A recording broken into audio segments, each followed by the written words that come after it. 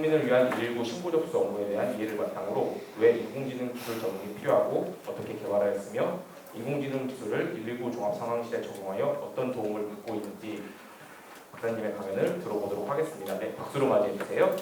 안녕하세요. 안녕하세요. 반갑습니다.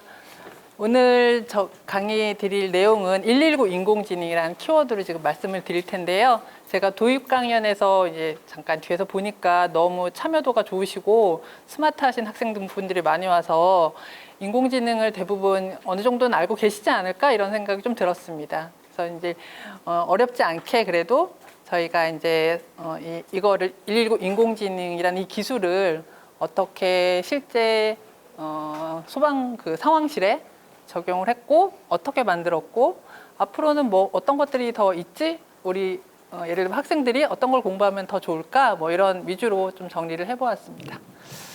그래서 좀 이렇게 재미있게 좀 말씀을 드리는 걸로 제가 시작을 해보겠습니다. 저는 119 하면 가장 그냥 뭐 이렇게 위급한 상황이 오면 119 번호가 전 먼저 생각이 나거든요. 112보다는 사실은.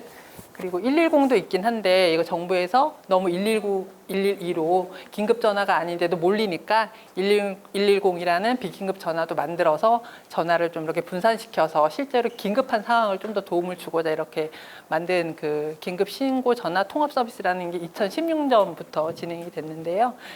그러니까 비긴급 신고는 이거 말고도 굉장히 많거든요. 우리가 뭐 학교 뭐 어떤 폭력 아니면은 뭐 사이버 테러 뭐 재난 대응 뭐 이런 등등 굉장히 한 20여 가지가 있는데 그런 것들도 110이나 이런 걸로 하면 바로 이렇게 유관기관으로 대응이 되게끔 되어져 있습니다. 그래서 이렇게 하면서 긴급과 비긴급으로 나눠서 이렇게 전화 체계를 갖췄더니 기존보다 시간이 좀 줄고 재난 발생 시에 좀 더 빠르게 대응할 수 있어서 피해액이 많이 줄었다 뭐 이런 통계치도 있습니다. 그래서 제가 오늘 말씀드리는 119는 국민 한 번쯤은 전화해봤을 것 같아요. 저도 물론 해봤거든요. 저희 이제 아이 키울 때 뭐 이렇게 뭐 떨어진다든지 다쳤을 때 뭐 갑자기 막 머리 다치면 위험하잖아요. 그래서 어떻게 하죠 하고 전화한 적도 있고 한 번 좀 해보시지 않았을까 이런 생각이 듭니다. 근데 이거를 어떻게 인공지능, 어떻게 접목하고 뭐가 좋아졌을까 이런 위주로 일단 학생분들이 관심 있게 좀 설명을 해보겠습니다. 보시는 화면은 저희가 이제 일반 국민들은 쉽게 들어갈 수 없는 상황실인데요. 보시면은 상황실에 소방관분들이 이렇게 일을 하고 계시죠. 근데 우리나라 이제 통계치를 보면 연평균 계속 한 1,200만 건이 접수가 되더라고요. 우리나라 인구가 이제 5,174만 되는데 그걸 따지면은 5명에 1명은 최소한 1년에 한 번은 전화를 한다는 얘기거든요. 근데 아까 말씀드렸던 것처럼 이게 그러니까 119는 긴급이 많이 메인이긴 한데 사실 아직까지 뭐 의료 상담도 하고 뭐 병원 안내도 받기를 원하기도 하고 이렇게 여러 가지 비긴급도 많이 섞여 있다 보니까 피로도가 굉장히 높으시고 어디에 더 이렇게 집중을 해야 될지 그리고 갑자기 전화가 폭주가 되면 전화를 다 못 받거든요. 그러면 전화가 온 기록은 있기 때문에 다시 콜백이라고 해서 전화를 다시 내가 전화를 했으면 나한테 전화를 또 하시거든요. 그런 경우에 어떻게 할지 뭐 순차적으로 처리하고 긴급한 건 어딘 거고 뭐 이런 걸 순간순간 판단을 하셔서 대응을 하셔야 되는데 이런 것들이 좀 어렵다고 하십니다. 그래서 사실은 건수 대비 인력도 굉장히 작습니다. 지금 전국적으로 이렇게 상황실에 근무하신 소방관 분들이 870여 분 되시고 이렇게 접수대라고 하죠. 책상은 전국적으로 한 300개가 좀 넘게 있대요. 그래서 24시간 돌아가야 되니까 이분들이 3교대로 하다 보니까 데스크는 뭐 300 몇 개지만 근무하시는 분들은 한 3배 정도 되시는 걸로 돼 있고 일단 대국민을 직접 상대하는 곳이다 보니까 굉장히 좀 피로도가 높고 예민하다고 해야 될까요? 중요한 업무다 보니까 그렇게 느끼고 있습니다. 그래서 저희가 이거를 이제 인공지능이라는 기술이 많이 보편화가 되고 있으니까 어떻게 하면 여기다가 적용을 해서 우리 대국민한테 좀 더 좋게 해줄 수 있을까? 이런 관점으로 저희가 이제 일을 했고요. 그런 위주로 말씀을 드려보겠습니다. 일단은 일단 좀 소리를 들어봐야겠죠. 어떤 긴박한 상황이 많이 오고 막 이런지. 이게 보통 다른 그 전화 받는 어떤 콜센터와 다르게 우리 119는 굉장히 긴박하죠. 뭐 상황들이.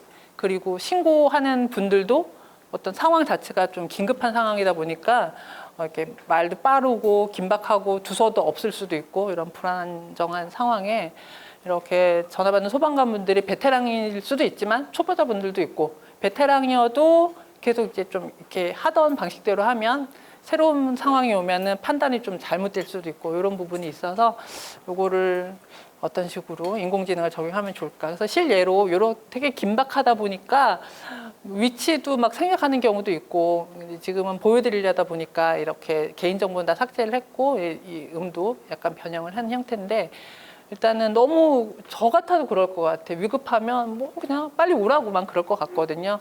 그랬을 때 어떻게 하면 그 위치, 사고가 난 위치 가야 되니까 일단 출동을 해야 되니까 그 위치와 이 사람의 상태가 정말 아픔에 호흡이 있고 의식이 있는지만 파악을 해서 그 자리에서 전화 받으면서도 CPR을 뭐 유도한다든지 이런 것도 있어야 되거든요. 그래서 즉각적으로 받았을 때 상황 판단을 되게 현명하게 해야 되는 거죠. 그러다 보니까 어떻게 보면 부담이 굉장히 많이 있을 수 있는 직군이다 이렇게 생각이 됩니다. 그래서 아까 통계치 얘기했으니까 살짝 그래도 살짝 보면 아까 1200만 건이라고 얘기했고 대부분이 반 이상이 현장 출동건이긴 한데요. 반 이상은 또 이렇게 무응답이나 오접속 장난 전화처럼 이런 것들도 있다고 합니다.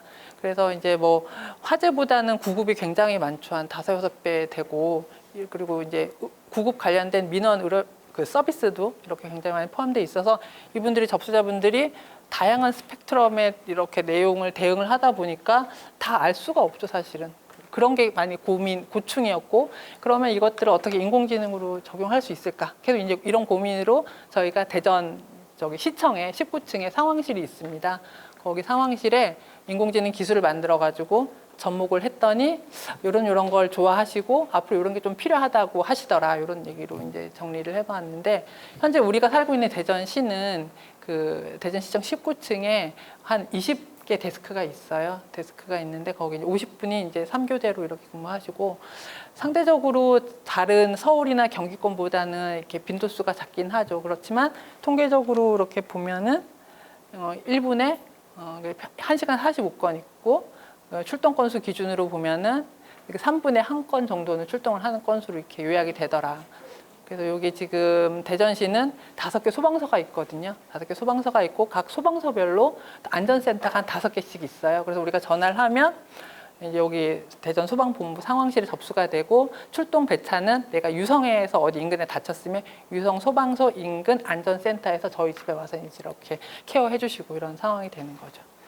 예, 그래서 이렇게 구성이 돼 있다는 걸 말씀드리고 그러면 119 신고라는 게 사실은 먼저 전화를 먼저 하는 것부터 이렇게 시작이 되잖아요. 근데 대부분 요즘에 무선 전화기 그러니까 핸드폰을 많이 갖고 다니시니까 열에 7건은 무선 전화기로 오는데요. 유선 전화보다는. 그리고 유선 무선도 안 되면 다매체라고 해서 영상으로 할 수도 있고 인터넷으로도 할 수도 있고 문자로도 할 수가 있대요. 그래서 많이 이런 걸 홍보를 굉장히 많이 하는데 일단 가장 큰 문제 뭐냐면 이 이동 전화. 이동 전화는 이게 GPS랑 이렇게 받아서 이게 상황실에 들어오는데 그 GPS가 사실은 정확하진 않거든요. 도심 지역에선 건물이 막 있다 보니까 오차가 커서 내가 예를 들면 서울의 시청의 스타벅스에서 정말 다쳤는데 GPS로 찍으면 어디 뭐 다른 지역에 위치가 돼서 이것만 보고 출동하면 사실 큰일이 나는 거죠. 위치 정보가 잘못됐으니까. 이런 게 가장 좀 어렵다고 말씀하시고요. 이런 것들 개선할 부분이 무엇인지 좀 적용해 주세요. 이런 게 있었고 음성이 이렇게 들어오면은 들으면 잘 몰라요. 눈으로 보고 싶어요. 그리고 여기서 말하는데 이 사람이 뭐가 정말 호소하는지 그 주요 증상, 복통인지, 현기증인지, 아니면 그런 등등의 키워드가 되는 걸 뽑아가지고 즉각 주세요. 그러면 난 그거에 맞게 빨리 대응할 수 있어요. 이런 요구사항들이 있었거든요. 그러다 보니까 음성 인식을 잘해야 되고 쭈루룩 대화되는 이런 대화 문장들을 잘 분석을 해서 AI가 분석해서 그때그때마다 적절하게 대응 정보를 줘야 되는 이런 모델들이 인공지능 모델을 만든 거거든요. 그래서 어려운 점은 방금 말씀드린 것처럼 유선 전화가 많다 보니까 무선 전화가 많다 보니까 오차가 많다. 그래서 이제 소방 각 그 지역 소방본부에서 해마다 이런 약간 캠페인 같은 걸 하시는 것 같아요. 위치 정보가 너무 힘드니까 주변에 주택가에 계시면 주택 인근에 이런 그 주소 관련된 이런 게 있거든요. 이런 정보를 주세요. 아니면 시골에는 인근에 이렇게 마을회관 인근에 어딜 말씀해 주세요. 이런 걸 좀 홍보를 하시는데 제가 이제 이거 보면서 가장 중요한 거는 우리가 여기 왔으면 하나 알고 가셨으면 하는 게 국가 지점번호라는 게 있어요. 엘리베이터를 타도 엘리베이터 고유번호가 있고 길을 가다가 전봇대에도 지점번호가 있고 고속도로를 가다가 사고가 났으면 고속도로도 상하행선 200m 기준으로 내가 몇 미터 왔는지 뭐 이런 게 있어서 나 여기 사고 났는데 위치가 어디예요라고 하는 어떤 특정 그 지점 번호들이 있거든요. 산에 가서도 산도 마찬가지고 그런 걸 주면 빨리 오신다고 해서 그런 걸 좀 적용해 줬으면 좋겠다. 그런 얘기를 하셨습니다. 그래서 위치가 굉장히 어렵고 또 하나는 이 신속성의 문제인데 접수를 받는 분들이 딱 있고 그리고 구급 상담을 하시는 분들이 또 따로 있거든요. 근데 일단 전화를 받아야 되니까 전화를 받고 이거를 구급 상담 요원한테 넘겨드려야 되는지 판단을 하는 그 과정도 필요한 거죠. 왜냐하면 뭐 구급에 예를 들면 심장이 되게 이렇게 뭐 심정지가 왔다 이러면 골든타임이 4분이니까 그 안에 빨리 판단 내려서 구급 상담 요원 분께 전달해 드려야 되고 이러니까 그러니까 이런 것들이 즉각 이루어지는 판단들이 너무 많다 보니까 어렵다. 어떻게 해야 될지 잘 모르겠다. 뭐 이런 판단이 있고 또 하나는 기급성도 있지만 의료 상담이 너무 많다. 긴급성이 뭔지 모르겠어요. 그리고 내가 의료 상담 굉장히 많이 하긴 하는데 구조도 한번 보시면 이렇게 많아요. 뭐가 많아요. 뭐 이렇게 뭐 어떤 뭐 동물 포획도 있고요. 그리고 벌집 제거도 이렇게 많아요. 그리고 뭐 문도 개방해 달라 그러고요. 지금 물 이렇게 집중호우가 있으면 물도 막 많이 차서 어떻게 해주세요. 뭐 이런 것도 많고 이분들이 다룰 수 있는 주제가 너무 많은 거예요. 그러니까 이걸 어떻게 내가 다 컨트롤 할까요? 뭐 이런 얘기가 좀 있었고요.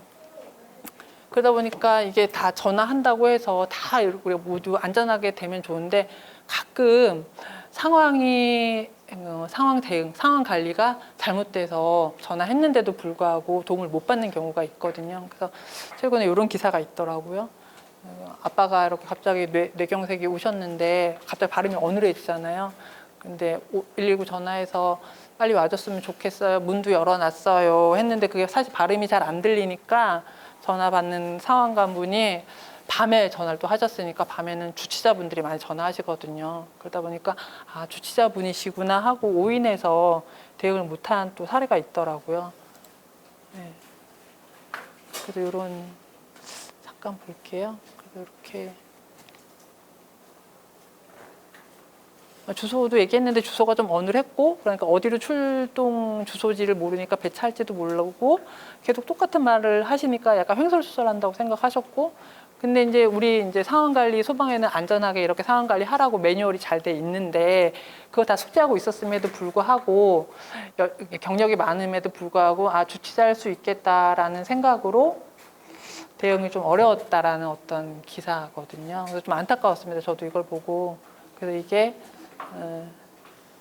이런 거를 이제 저희가 이제 인공지능이 적용되면 해결할 수 있지 않을까 이런 기대를 갖고 있었던 거고 이것도 굉장히 좀 슬픈 얘기긴 한데 이제 이렇게 예를 들면 이렇게 하셨어요.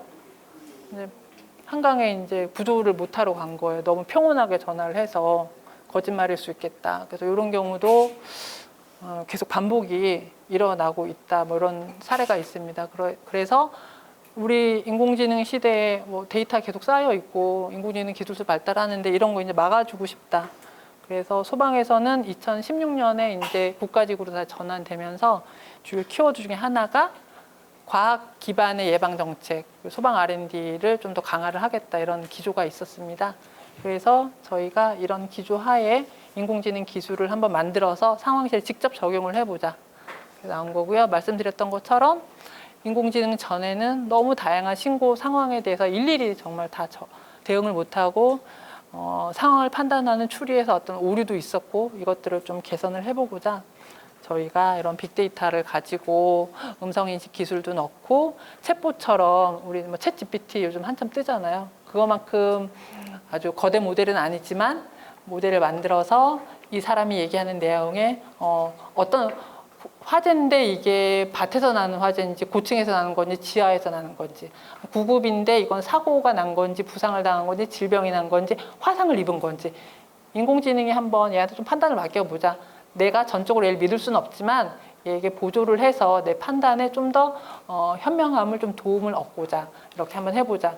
만약에 이게 생명을 다루거나 우리 대국민을 다루는 게 아닌 어떤 뭐 수리센터나 이런 데는 사실은 사람을 완전 대체할 수 있었겠죠. 근데 우리 목숨을 직접 이렇게 뭔가 케어해 주시는 분들이다 보니까 완전 대처하기 너무 위험스러운 거죠. 그러다 보니까 도우미 역할을 하는 인공지능 기술을 적용을 하면 좋겠다 그런 생각을 했습니다.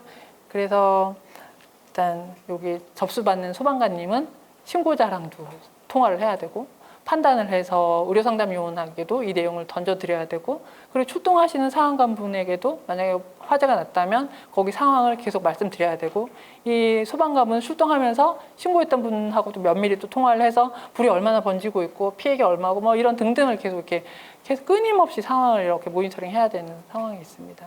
그래서 저희가 이걸 잘 하고자 실제로 그 상황실에 계신 소방관님들한테 50분에게 설문조사를 다 하고 뭐가 가장 시급하게 이게 인공지능 기술이 어디 적용됐으면 좋을까요? 뭐 앞으로 뭐가 좋을까? 이런 것들을 현실적으로 다 반영을 해서 들어보니까 사실 아까 말씀드린 위치 그게 있고 환자의 증상 그리고 출동하는데 최대한 빠른 경로를 좀 안내를 좀 받고 싶고 그리고 불이 났으면 거기 얼마나 유해한 요소들이 있는지 그리고 약물 복용을 했으면 이게 어떤 약물 복용을 해서 얼마나 이게 좀 위험할지 이런 약간 전문적인 지식까지 좀 도움을 받으면 많이 도움이 되겠어요. 이런 얘기를 들었습니다.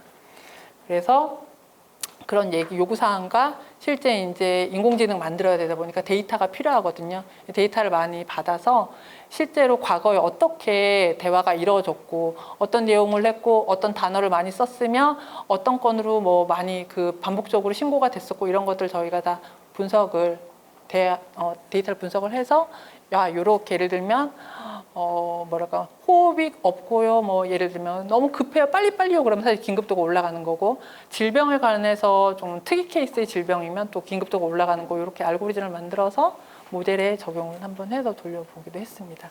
그래서 아까 보셨던 게 이제 기존의 신고 접수 환경이라면 이런 인공지능 기술이 상황실에 이분들이 쓸 수 있게 모니터 하나 딱 갖다 놓고 요게 이제 실제 쓰고 있거든요.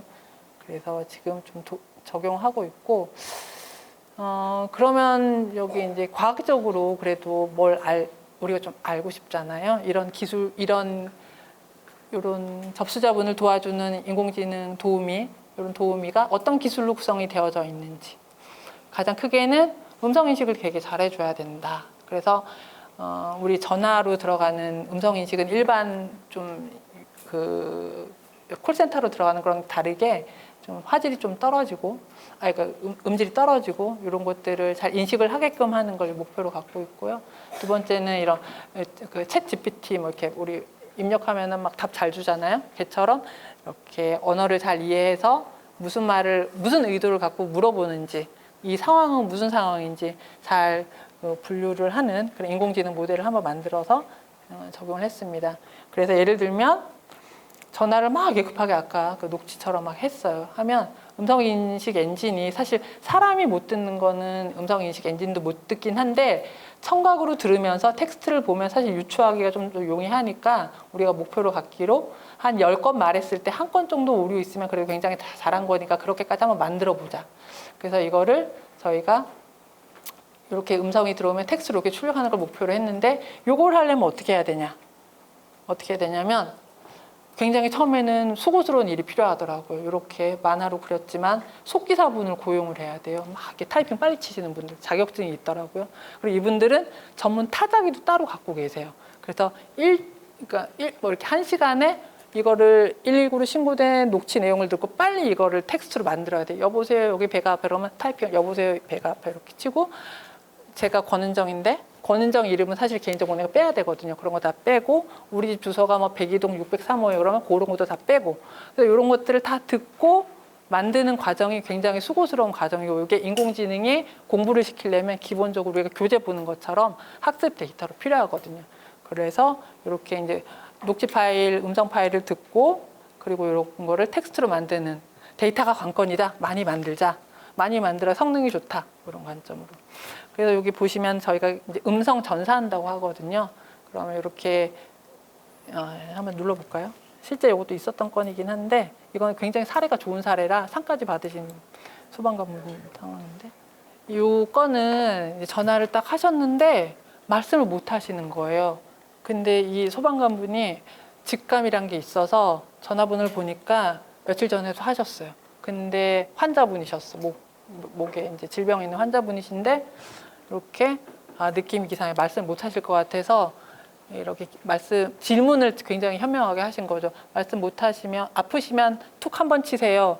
뭐 어디시면 2번 치세요. 뭐 이렇게 해서 음성을 안 듣고 소리를 이렇게 툭툭 치는 소리를 들어가지고 이분은 빨리 가서 이렇게 케어를 하셔야 되겠다 이렇게 판단을 내린 거거든요.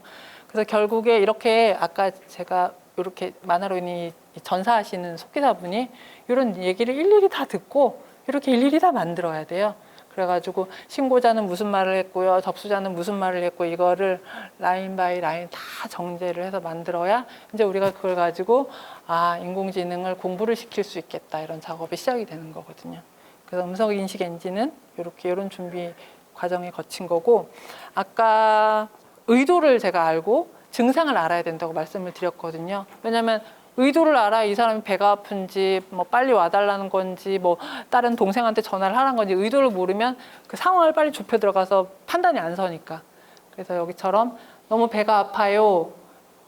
세종시청인데요. 뭐 의도가 나오죠. 빨리 병원 가고 싶어요. 여기 중에 또 지명이 나오죠. 세종시청이라는. 그러면 이거는 저희가 이제 이 단어를 핵심 키워드로 딱 인지를 해서 기존에 이제 소방관분 세종시청 하면은 검색을 했었어야 됐거든요. 세종시청 GPS 좌표 주소가 어떻게 되지 막 일일이 쳐야 되는데 이거는 인공지능이 이 단어 세종시청을 인식을 해버리니까 자동으로 지도에 세종시청이 여기 이렇게 포인팅이 딱 되는 거예요. 그러다 보니까 시간이 많이 준 거죠. 일일이 검색도 안 하고 바로 여기 보이니까 굉장히 장점이라고 얘기를 하시고 그러면 이런 대화 의도는 어떻게 인식을 하냐면 아까 전사했던 그 데이터를 가지고 굉장히 많은 또 이렇게 말들을 모아서 이거는 배가 아프다는 거구나, 이거는 빨리 와달라는 거구나, 이건 뭐 하다구나 라는 그런 태그를 다 붙여놔요. 그래서 그걸 가지고 저희 한 5천 개? 근데 거대한 모델은 더 많겠죠.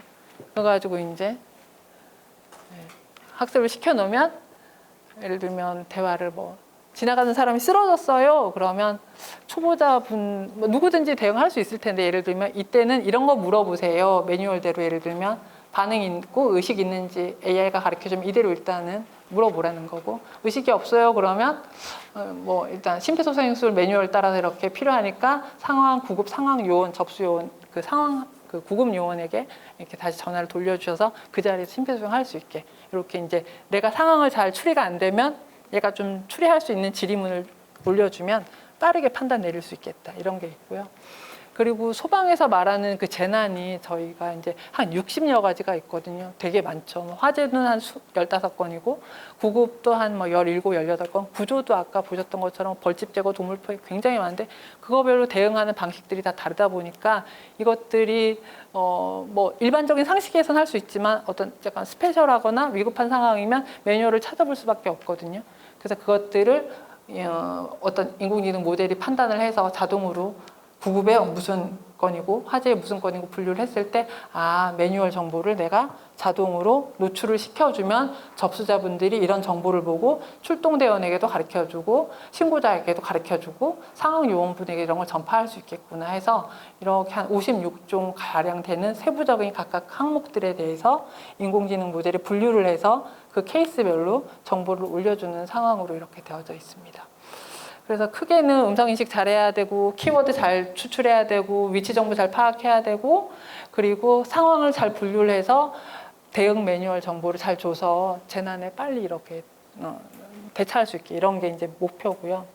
근데 이걸 어떻게 만들었을까가 이제 말씀드리고자 하는 학생분들이 좀 궁금해하실 것 같은 거 위주로 정리를 해보면 이제 음성인식을 통해서 나오면 다 텍스트로 이렇게 나오거든요. 예를 들면 7층에 연기가 보여요. 그러면 이게 잘 인식기가 나와서 텍스트로 나오면 이렇게 보이겠죠. 그러면 이 모델이 사람은 판단할 수 있지만 기계는 이걸 판단을 못 하잖아요. 이게 7층 연기면 고층화재, 3층 이상이고 고층화재인데 이게 구급의 어떤 교통사고나 어떤 그 지하화재나 이런 게 아니라 딱 고층화재로 찍어야 고층화재는 대피소가 보통 아파트 맨 위층에 있고요. 대피소는 어디고요. 지금 경비실 전파를 해주시고 이런 매뉴얼들이 다 다르거든요.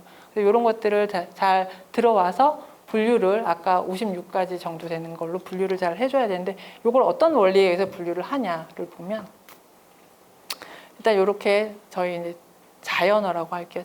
자연스럽게 이렇게 발화되는 문장. 이런 문장이 사람은 이해하지만 컴퓨터는 이해를 못하니까 숫자를 이렇게 바꿔야 되고요.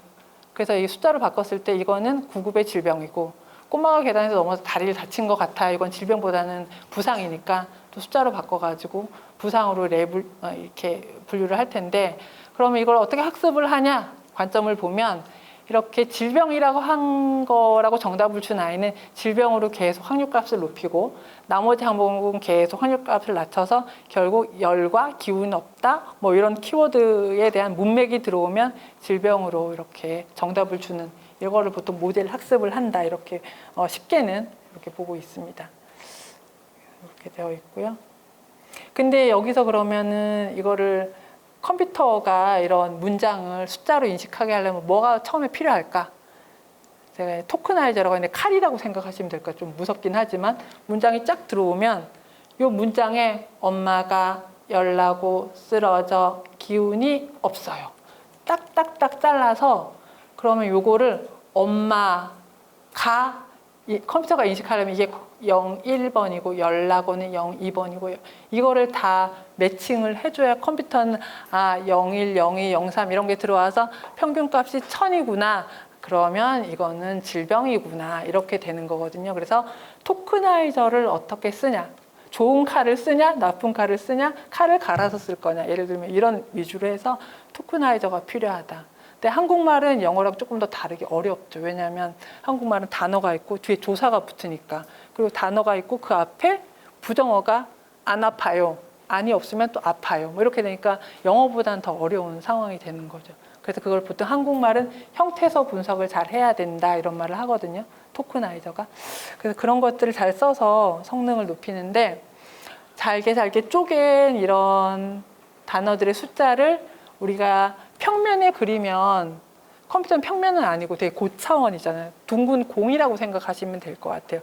둥근 공에 내가 최위에 찍냐, 중간에 찍냐, 밑에 찍냐에 따라서 제일 위에 찍는 거는 부상이고 중간에 찍는 거는 질병이고 맨 밑에 찍는 거는 화상이고 이렇게 큰 구의 위치에 따라서 분류할 수 있는 기준이 달라지거든요. 이걸 결국 잘해야 모델이 똑똑하다 이렇게 보는 거거든요. 그러면 우리가 지금 말했던 119 인공지능은 어떻게 모델을 개발했을까? 이거에 대한 말씀을 드릴 텐데 방금 말씀드린 건 아주 기본적인 기초적인 그냥 얘기고 저희 지금 인공지능 얘기하면서 뭐 챗 GPT도 많이 듣고 뭐 많잖아요. 뭐 이렇게 마블 영화에 보면 자비스도 나오고 막 이런데 너무 막 많이 쓸 수 있는 모델들이 많거든요. 지금 마음만 먹으면 갖다 쓸 수가 있어요. 그게 사전 학습된 모델이라고 보통 하는데 예를 들면 제가 여러분을 만났어요. 이제 초등학교 6학년이에요. 근데 이제 중학교 3학년 뭔가를 이렇게 같이 공부를 하고 싶어요. 그러면 어느 정도 6학년 정도까지 학습이 되어 있으시니까 그 이후에 공부하기가 수월한데 만약에 5살 유치원생이랑 같이 하면 굉장히 어려운 것처럼 우리 인공지능 모델도 잘 학습된 모델을 가지고 와서 내가 가지고 있는 119 데이터를 잘 여기 공부를 시켜가지고 그것들을 모델을 똑똑하게 만드는 게 일이거든요. 유치원생을 초등학생 만들고 초등학생을 중학생 만들고 그런데 그때 교재를 어떻게 만들고 교수법을 어떻게 하느냐에 따라서 얘가 똑똑해짐의 정도가 달라지는 거거든요. 결국 이걸 잘한 사람이 똑똑한 모델 만들었다 이렇게 보는 거라고 보시면 될 것 같아요. 이 과정이 좀 굉장히 수고스러운 게 아까 말했던 데이터도 준비를 되게 잘해야 되고요. 몇 번의 반복을 거쳐서 신뢰성 있는 모델을 받아야 되고 뭐 이런 얘기가 되겠습니다. 그래서 개념적으로 조금 좀 빨리 넘어갈게요. 이렇게 어떻게 그럼 단어가 들어와서 쪼개지고 학습이 되는지 개념적으로 보면 부상에 대한 거는 단어를 토크나이저해서 이렇게 쪼개고 화재인데 이렇게 단어별로 쪼갰는데 화상과 화재가 좀 비슷해요. 그리고 부상하고 그리고 오토바이 접촉사, 교통사가 좀 비슷해요. 이거를 구별은 우리는 할 수 있지만 기계는 잘 못하죠. 너무 비슷하니까. 그래서 이것들을 어떻게 하면은 잘 골라낼 수 있을까? 동그란 원이 있으면 최위에 찍는 건 부상이고 중간은 화재고 맨 마지막은 교통사고야. 이거를 학습을 시키기 위한 노력은 결국 이 그룹의 특징을 좀 더 강화를 시켜서 학습을 해야 된다는 원리가 깔려 있거든요. 그래서 이런 데이터를 계속 받아서 그 토크나이즈 아까 한다고 했잖아요. 토크나이즈의 대표가 되는 대표 추출되는 특징 단어들을 구급에 좀 더 공부를 시키고 화재에는 연기, 고층 이런 것들 좀 더 잘 인식하게끔 공부를 시켜가지고 이거를 저희가 이제 계속 모델을 계속해서 공부를 시키면 결국에는 이런 아까 동그라미 원이라고 했잖아요. 동그라미 원에 이렇게 초록색은 부상이고 이렇게 지금 하늘색 음영의 핑크색은 튀김 요리가 와서 화상을 입었어요. 그러면 화상으로 가게 되고 이런 위주로 데이터가 들어오면 토크나이저를 잘 해서 이것들을 특징을 잘 가미를 시켜서 공부를 시키면 그룹핑 잘 되는 분류 기준에 따라서 잘 모델이 학습을 하면 결과를 내뱉는다. 이렇게 되어 있습니다. 그래서 방금 말씀드린 내용이 이제 결국엔 이런 얘기인데 약간 좀 어려울 것 같기도 해요. 그래서 저희가 보통 요즘에 챗 GPT 나오면서 거대 언어 모델이 많이 등장해서 그걸 그냥 쓸 수도 있지만 그 전에 우리 구글 많이 쓰잖아요. 구글에서 사전학습 공개된 언어 모델들이 굉장히 많거든요. 그거를 초등학생이라고 하면 저희가 가진 데이터를 좀 더 토크나이저해서 인코딩을 해서 학습을 시키면 성능이 기존에 80 나왔던 거가 한 85까지 가서 이제 실제 소방 상황실에 쓸 수 있겠다 이런 결론을 받게 된 거죠. 근데 여기서 문제는 뭐냐면 이렇게 노력을 했는데 예를 들면 여러분이 기말고사를 보는데 국어, 영어, 수학, 사회, 과학을 보는데 내가 국영수는 이렇게 문제집이 많아서 열심히 풀었어. 그런데 사회랑 예체능은 데이터가 너무 없어서 못 풀면 결국 이 점수는 좋지만 나머지 점수는 잘 받을 수가 없거든요. 그럼 인공지능도 이렇게 모델을 만들어 버리면 잘 맞히는 예를 들어 핑크색 9급이면 9급만 잘 맞히고 화재의 어떤 거는 전혀 못 맞춰버리거든요. 근데 내가 만약에 여기 시장인데 화재 경보기가 울렸는데 여기 쓰레기가 막 불이 타요 이러는데 그 데이터가 시장 화재라는 게 없으면 이걸 듣고 그냥 화재를 입어서 좀 다치긴 했어요. 그걸 듣고 그냥 구급 발생으로 앰뷸런스만 예를 들면 극단적으로 보낼 수 있겠죠. 그러니까 이런 잘못된 판단을 내리지 않게끔 하기 위해서 인공지능을 만드는 분들이 뭘 또 많이 하냐면 이렇게 부족한 데이터를 좀 유사한 형태로 잘 만들어야겠다. 만들어서 가짜 데이터긴 하지만 유사한 형태로 잘 만드는 것도 기술이니까 예를 들어 문제집을 잘 만들자.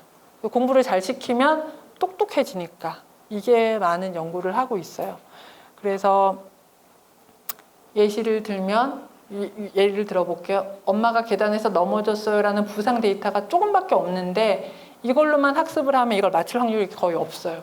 그러다 보니까 또 똑똑한 모델을 만들려고 하는 연구자분들은 이거를 넘어졌어요를 다쳤어요로도 바꿔보고 엄마 대신 아빠라도 바꿔보고 계단 대신 침대로도 바꾸고 근데 넘어졌어요를 기절했어요로도 바꾸고 근데 막 자유자재로 바꿨는데 결국에는 내가 원하는 부상이 아니라 질병이 될 수도 있고 다른 게 될 수도 있거든요.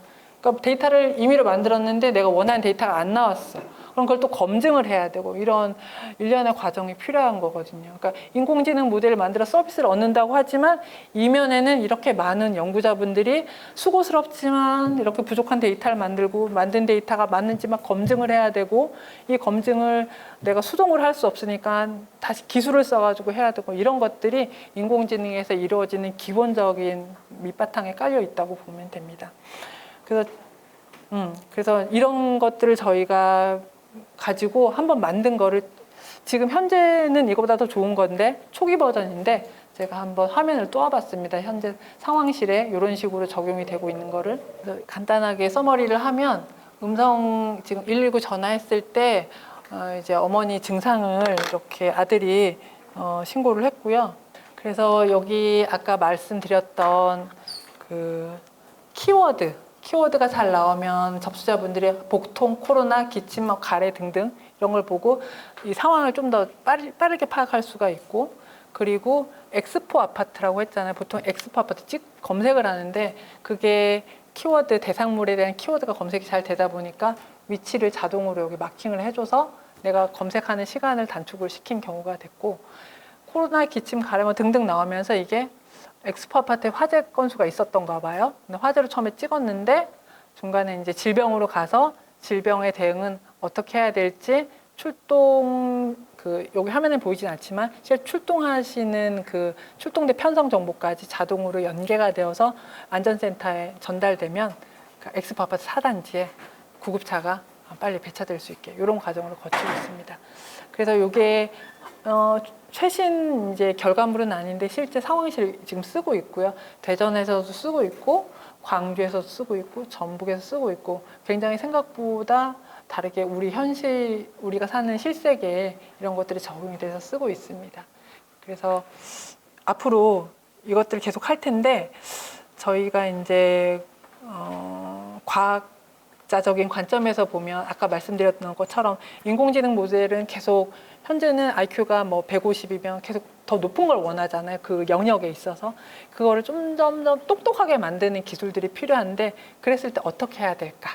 이런 연구들이 필요하고, 그러면 우리가 관심을 가지려면 모델 어떻게 만드는지, 그럼 데이터를 어떻게 이런 것들을 분석하는지 이런 능력이 조금 있으면 좋을 것 같아요. 그런 게 좋을 것 같고, 실제 이런 인공지능 기술을 가지고 사회 문제를 해결하는 그 119 쪽 얘기는 전화가 이렇게 지금 물 홍수가 막 많으면 막 전화가 엄청 폭주를 하거든요. 그러면 정작 나는 정말 의식도 없고 호흡도 없고 정말 병원에 빨리 가는데 저는 제 전화는 못 받아주거든요. 그럼 이렇게 호가 폭주가 될 때 이것들이 인공지능이 어떻게 이 사람을 케어해 줄 수 있을까 이런 것도 많이 고민을 하고 계세요. 그래서 그 아이디어를 접목을 해서 다시 역으로 전화를 걸어주는 인공지능 기술. 그러니까 호폭주가 막 일어나면 난 정말 위급 상황의 환자고 또 한 분은 위급은 아니어도 그냥 의료 상담일 수도 있고 뭐 이런데 누구한테 먼저 전화를 해줘야 될까요? 문제.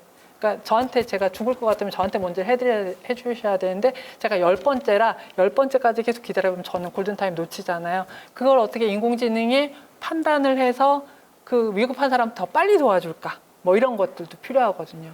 그래서 해마다 지금 장마철에는 이렇게 회선이 한정돼 있다 보니까 이거를 극복해서 모든 대국민의 안전을 보장해 줄 수 있는 기술은 뭐가 있을까? 이런 고민도 하고 있어서 사회 문제에 좀 관심을 두시면 인공지능 이런 거 해주면 좋지 않을까? 이런 고민은 우리 학생분들이 과학에 관심 많으시니까 충분히 가능할 것 같아요.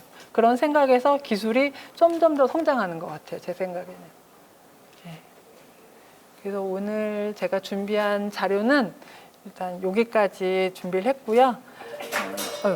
혹시 너무 이렇게 막 빨리빨리 넘어가긴 했는데 뭐 아무거나 좀 이렇게 제가 아는 선에서 상세하게 말씀드리겠습니다. 궁금한 거 아무거나 물어봐 주시면 기쁘게 말씀드리겠습니다.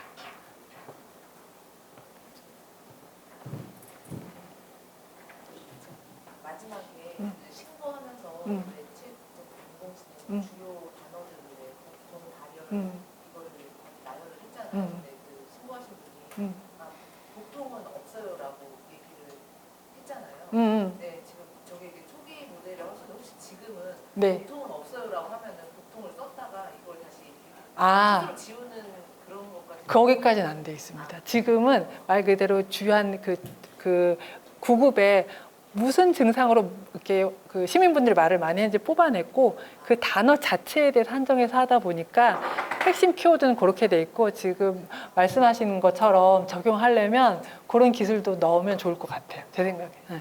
네, 감사합니다. 좋은 아이디어 같아요. 네, 잘 경청해 주셔서 감사합니다. 일단 오늘 너무 제가 더 많이 배운 것 같고요.